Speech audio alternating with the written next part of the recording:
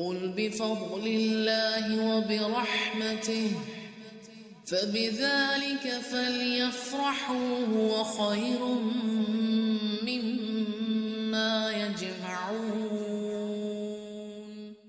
اور انعمت علیہم کون لوگ ہیں؟ انعام والے لوگ تو ہم ہمیشہ کہتے ہیں۔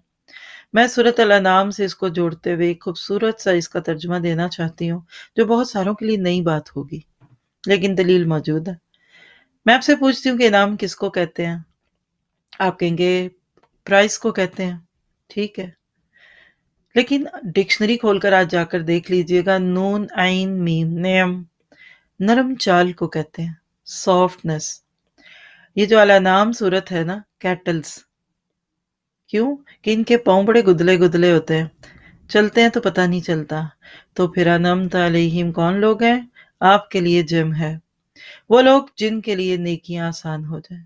وہ آپ کی طرح کے لوگ ہیں جن کے لیے آج یہاں آنا آسان ہو گیا، بیٹھنا آسان ہو گیا، اب فوکس ہو کر لکھنا آسان ہو گیا۔ وہ دوسروں کے لیے نہیں لکھ رہے، اپنی کاپیوں پہ لکھ رہے ہیں، اور پھر اس کے بعد اس پہ فوکس کرنا بھی آسان ہوگا اور عمل کرنا بھی آسان ہوگا۔